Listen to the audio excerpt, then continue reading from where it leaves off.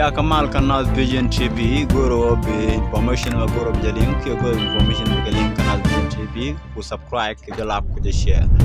wana ray lere kon biate man ko kor gwazem pai we shi kora jeno te kor mi to gre we ka so sa pan ke je kor mo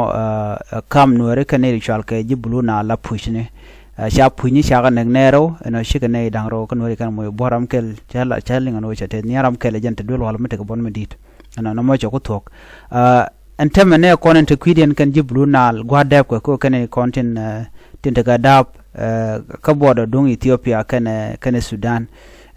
kene kono kontin tere wi ka Sudan tinje jen ka bodo Ethiopia ka ASSOSA chigo wen wine mi la ganwere chala ro ken chaka tukpan jen chana kuleng chaka tukpan ka tangwan ka tiang sha jugo no jana kwerwich kon gwejen dong ba we mo ke yakare ki dong de yenak pushne so ko kuje mo jana loja ka ASSOSA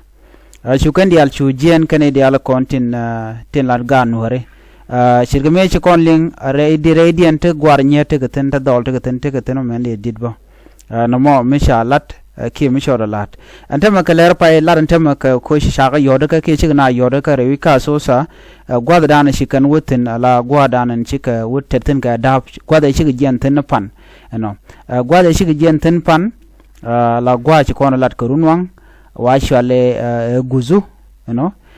chika gwam shal ke gesan chika chup gwam shal gesan pan awala ke jerun wanga me kaman pilot ka do badana pai na roi ke je shikala do ke ne chika chup chikan na wich dung Sudan chikana bel lo tema chika chup gwa chika chup rol Ethiopia chika chup gwam shal ke biro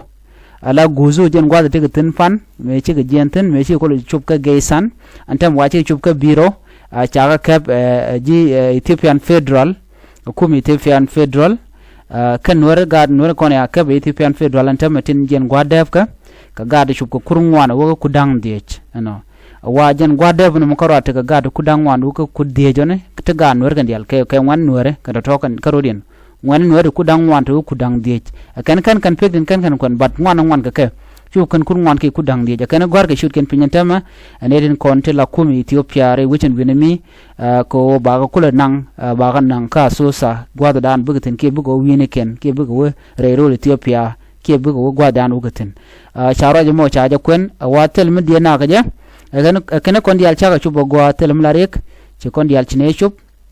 re dwar shal ke biro rol Ethiopia ke chine je ke kum Ethiopia anta mo goro shot ko ba ho gini do bdan dong de ne loy dawi ke je che ka raje mo che kan kwen jenda no ga no de nywa ga yekel ka kwi ka manana shalat netin content re wichin winami an ban je gum de dien biata ga mal